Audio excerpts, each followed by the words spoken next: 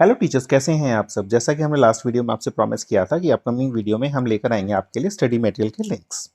तो जो जो टॉपिक यूपीएससी ने अपने सिलेबस में दिए थे उन टॉपिक्स को कवर करने के लिए आपको स्टडी रिसोर्सेज कहाँ पर अवेलेबल मिलेंगे, आज की ये वीडियो उन सारे रिसोर्सेज को कवर करती है। तो जैसे कि यूपीएससी का जो सबसे पहला टॉपिक है सिलेबस का, वो है एजुकेशनल मेजरमेंट एंड इवेल्युएशन। इसके अंदर जो हमारे पास टॉपिक कवर होंगे वो होंगे assessment, tests and statistical analysis. तो अगर आप इस टॉपिक को कवर करना चाहते हैं, एजुकेशनल मेजरमेंट इवैल्यूएशन को, तो आप इस लिंक पर दिए गए रिसोर्स को यूज कर सकते हो। ये ई ज्ञान कोश का जो है लिंक है। इसके अंदर हमारे पास जो है चार जो है सब ब्लॉक्स दिए हुए हैं, जिसमें से कि block 1 evaluation in teaching learning है, techniques and tools of assessment है, learners evaluation and analysis and interpretation of learners performance है। ये पार्ट आपका स्टेट्स का पार्ट कवर करेगा। ठीक है, तो आई होप इससे आपका जो है क्लियर हो जाएगा। ये पहला वाला जो सिलेबस था यूपीएससी का। इसके बाद हमारे पास आता है एजुकेशन पॉलिसीज। एजुकेशन पॉलिसीज में जो सबसे इंपॉर्टेंट पॉलिसी है वो है एनईपी। एजुकेशन पॉलिसी में जो सबसे इंपॉर्टेंट है वो है हमारी एनईपी 2020। तो एनईपी 2020 को कवर करने के लिए हमने एनसीईआरटी की जो वेबसाइट है, एनसीईआरटी की वेबसाइट का लिंक क्रिएट किया है, जिस लिंक के ऊपर आपको ये एनईपी 2020 मिल जाएगी। इसके अंदर आपको हिंदी और इंग्लिश दोनों लैंग्वेजेस में एनईपी मिलती है। तो पॉलिसी फ्रेमवर्क्स में जब आप जाएंगे तो इसके अंदर जब नेशनल पॉलिसी ऑन एजुकेशन को क्लिक करेंगे तो यहाँ आपको ये हिंदी में मिल जाएगी। लेकिन अगर आपको इंग्लिश में चाहिए तो आप इस वेबसाइट को यहाँ जाकर इंग्लिश में चेंज कर सकते हैं, तो ये पॉलिसी आपको फिर इंग्लिश में अवेलेबल हो जाएगी। जैसे कि यहाँ जैसे ही मैं इसको इंग्लिश करूँगा, ये इंग्लिश में कन्वर्ट हो जाएगी, इंग्लिश। ठीक है, तो ये इंग्लिश में आपको इसकी इंग्लिश की बुक भी मिल जाएगी, आपको इसकी फ्लिप बुक भी मिल जाएगी, आपको इसकी पीडीएफ भी मिल जाएगी, आपको इसकी पीपीटी भी मिल जाएगी और आपको इसके ऑडियो नोट्स भी मिल जाएंगे। तो इस वाले लिंक से आपकी एनईपी कवर हो जाएगी। नाउ एनईपी के बाद जो हमारी अगली पॉलिसी है वो है right to education. Right to education, ठीक है। राइट टू एजुकेशन के जो है बेसिक एक्ट के साथ साथ आपको इसके अमेंडमेंट्स भी पढ़ने हैं, जो आपको डीएसईएल एजुकेशन की वेबसाइट पे अवेलेबल मिलेंगे। तो इस लिंक पर जाकर जब आप देखोगे तो आपको यहाँ राइट टू एजुकेशन दिखेगा, जिसके अंदर 68 जो है डॉक्यूमेंट्स अवेलेबल हैं। आप यहाँ व्यू ऑल करके आप सभी को डाउनलोड कर सकते हो और उनसे आप अपना राइट टू एजुकेशन की कंप्लीट स्टडी कर पाओगे। इसके अंदर जब आप करोगे तो इसके अंदर 68 डॉक्यूमेंट्स खुलेंगे, ठीक है, क्योंकि साथ साथ ही लाइव है और ऑनलाइन, तो वेबसाइट ओपन होने में थोड़ा टाइम लग सकता है, लेकिन इसके अंदर सारा का सारा स्टडी मटेरियल अवेलेबल है हमारे पास आरटी एक्ट का। ये जितने भी हैं सारे के सारे ये आरटी एक्ट के अमेंडमेंट्स या आरटीई एक्ट से रिलेटेड डॉक्यूमेंट्स अवेलेबल है हमारे पास। जैसे कि ये 24 का जो अमेंडमेंट आया था, 2209 का जो अमेंडमेंट आया था, ये सारे के सारे इस पर अवेलेबल है। तो आप इसको डिटेल में गो थ्रू कीजिएगा, काफ़ी इंपॉर्टेंट पार्ट कवर करता है यूपीएससी एग्जामिनेशन का। इसके बाद हम देखेंगे कि पॉलिसीज में एनसीएफ के 3 पार्ट होते हैं, एनसीएफ एससी, एनसीएफ एफएस और ईसीसी। ये तीनों के तीनों आपको दो ये जो है एनसीईआरटी की वेबसाइट पे अवेलेबल हैं। एनसीईआरटी की वेबसाइट पे जो ये है ये आपको 3 लैंग्वेजेस में अवेलेबल मिलेगा, हिंदी, इंग्लिश और उर्दू। हिंदी, इंग्लिश और उर्दू। तो जब आप देखोगे ये आपके पास तीनों लैंग्वेज में अवेलेबल है, तो आप इसकी फ्लिप बुक भी देख सकते हैं, आप इसकी पीडीएफ भी देख सकते हैं। ठीक है, हिंदी, इंग्लिश, उर्दू तीनों मीडियम्स में अवेलेबल है इस वेबसाइट के ऊपर। इसके साथ ही जब हम बात कर रहे थे कि भाई एनसीएफ, ठीक है, ईसीसी भी मिल जाएगा आपको। ठीक है, ये इस वेबसाइट पे अवेलेबल है, तो इस वेबसाइट पे जाके आप इसे डाउनलोड कर लें और उसके बाद आप इसको डिटेल में पढ़ सकते हैं। तो ये सारा का सारा हिंदी, इंग्लिश, कन्नड़ा सारी लैंग्वेज में अवेलेबल है। आप जिस जो प्रीफर जो अभी आपकी लैंग्वेज हो, आप उस लैंग्वेज में इसे डाउनलोड करके यूज़ कर सकते हैं।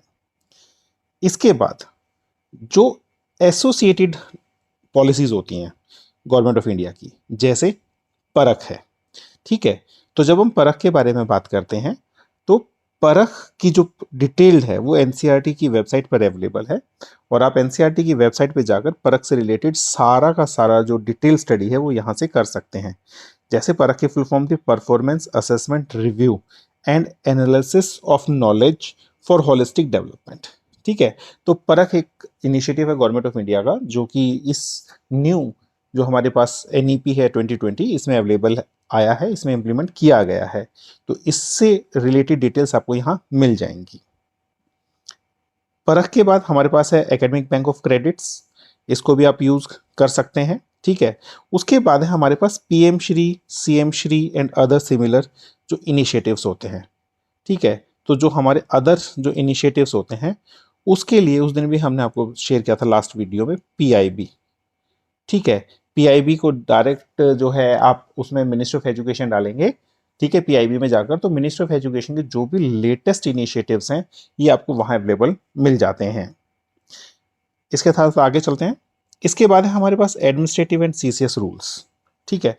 एडमिनिस्ट्रेटिव और सीसीएस रूल्स में सबसे पहले office procedure and e office.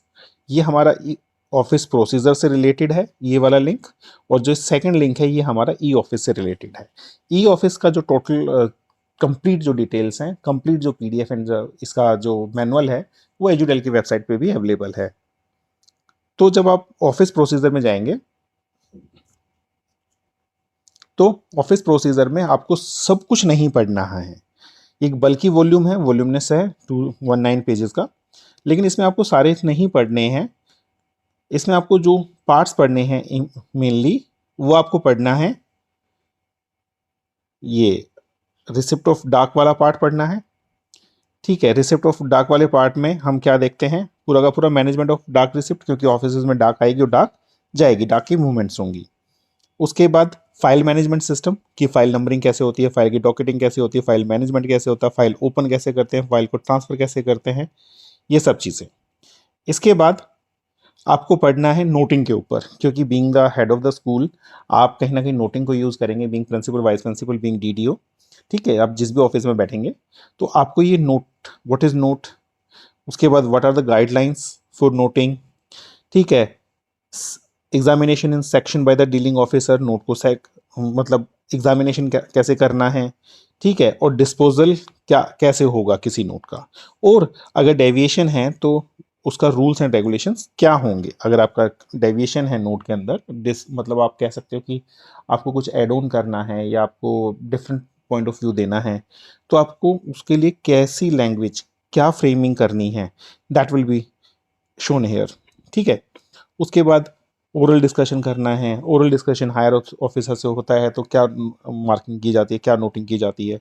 उसके बाद चैप्टर 8 है जिसमें कि communication forms of different communications हैं।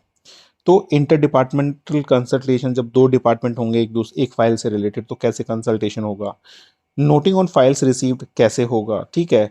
Other forms of return communication, emails कैसे ड्राफ्ट होंगे, लिखे जाएंगे, सिंगल फाइल सिस्टम क्या होता है। तो ये सारी चीज़ें आपको इस मैनुअल में अवेलेबल मिलेंगी।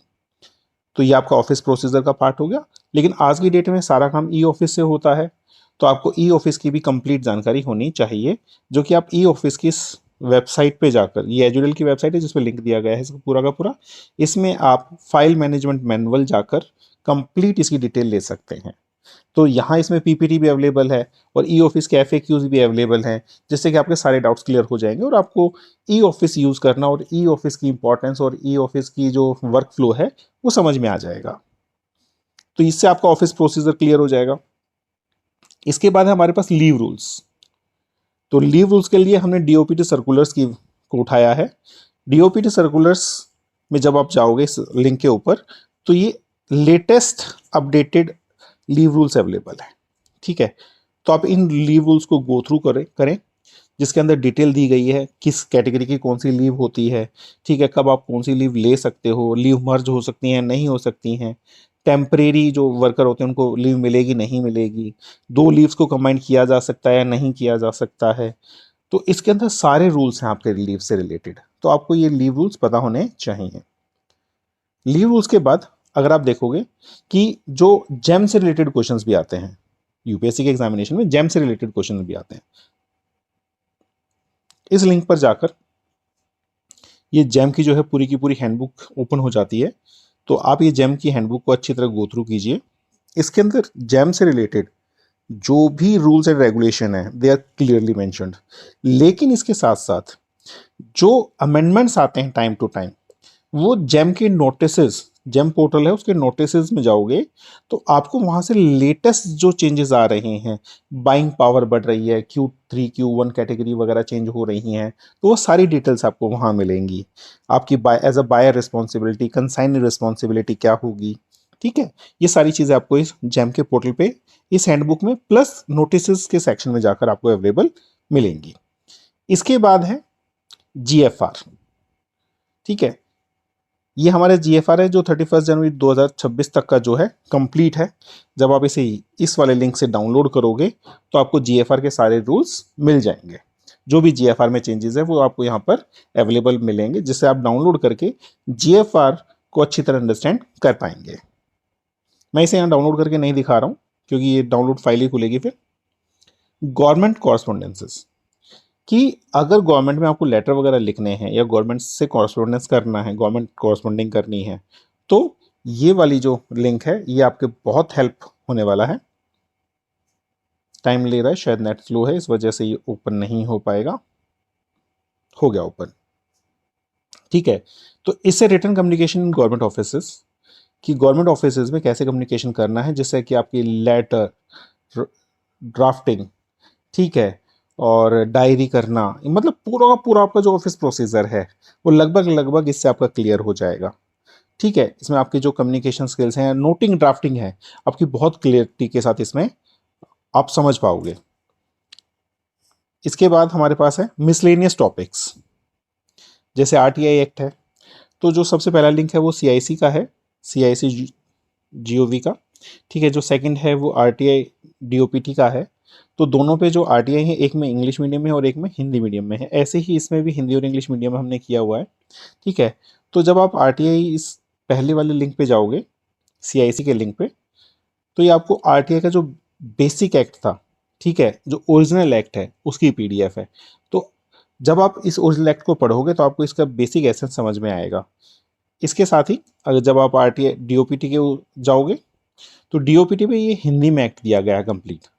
ठीक है, तो इसमें RTI के बारे में कंप्लीट इंफॉर्मेशन होती है।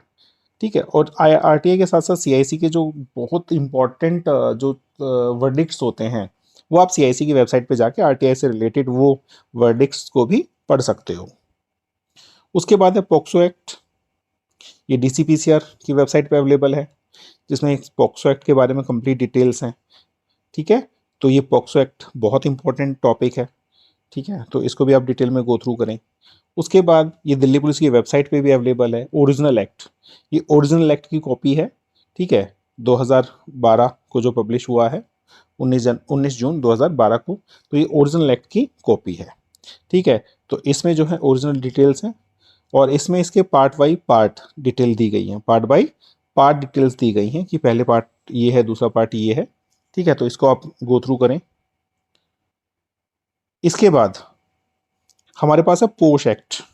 ठीक है, उसके बाद पोश एक्ट जो है, हमने वो WCD दिल्ली गवर्नमेंट की वेबसाइट का लिंक दिया है, जहां इसमें डिटेल्स अवेलेबल है पूरी पोश एक्ट की, कि इसके की प्रोविजंस क्या हैं। ठीक है, पोश एक्ट 2013 का है, तो इसको भी आप अच्छी तरह गो थ्रू कर लीजिएगा। इसके बाद है हमारे पास ये 2013 का जो पोश एक्ट है, this is original act, this is original act. ठीक है, जो गजट में नोटिफाई होता है ये उसकी कॉपी है, तो आप इस एक्ट को भी अपने लिए यूज कर सकते हो, इस PDF को। इसके साथ है SMC गाइडलाइंस। ठीक है, अभी जो हमारे MOE हैं, मिनिस्टर ऑफ एजुकेशन है, उन्होंने जो नई SMC गाइडलाइंस इशू की हैं, तो आप इसमें किसी भी लैंग्वेज में, जिस भी लैंग्वेज में आप कंफर्टेबल हो उस लैंग्वेज में आप यूज़ कर सकते हैं, या तो आप हिंदी यूज़ कर सकते हैं या इंग्लिश, या जो भी आपकी लैंग्वेज है उसमें आप इसे डाउनलोड करके यूज़ कर सकते हैं। तो इसके अंदर ये इसका पूरा का पूरा PDF ओपन हो जाएगा। PDF ओपन होने के बाद आप उसको गो थ्रू कर लीजिएगा कि कंपैरेटिव नई SMC गाइडलाइंस और पुरानी SMC गाइडलाइंस में क्या डिफरेंस है। इसके बाद हमारे पास टॉपिक है स्कूल सेफ्टी। स्कूल सेफ्टी के लिए वही DSEL एजुकेशन की वेबसाइट है और इसमें स्कूल सेफ्टी से रिलेटेड कंप्लीट डॉक्यूमेंट अवेलेबल है हिंदी और इंग्लिश में। ठीक है, तो हम इंग्लिश वाला स्टेटमेंट देखते हैं। तो ये school safety, sorry SMC guidelines ही क्यों आ रही है, let me check. Okay, sorry, ये स्कूल सेफ्टी की जगह जो है हमने SMC का जो लिंक है वो 2 बार हो गया है, सॉरी। ये लिंक हम जो है अपने डिस्क्रिप्शन बॉक्स में डाल देंगे स्कूल सेफ्टी का। तो this was all for the today's video. I hope जो ये रिसोर्सेज लिंक हैं ये आपको यूजफुल लगेंगे, और अगर आप इन लिंक्स को डायरेक्ट चाहते हैं तो प्लीज़ हमारा व्हाट्सएप जो ग्रुप है उसको ज्वाइन कर लीजिए, जिसके ऊपर हम इन सब का लिंक डाल देंगे, जिससे कि आपको 1 क्लिक में आपको सारा स्टडी मटेरियल अवेलेबल हो जाए। अगर आपको वीडियो को लेके कोई भी सजेशंस हैं या कोई भी फर्दर क्वेरीज हैं तो प्लीज़ आप मैसेज में, चैट बॉक्स में या हमारे व्हाट्सएप ग्रुप पर डाल सकते हैं। व्हाट्सएप ग्रुप का जो क्यूआर कोड है वो हमारी फर्स्ट वीडियो में अवेलेबल है।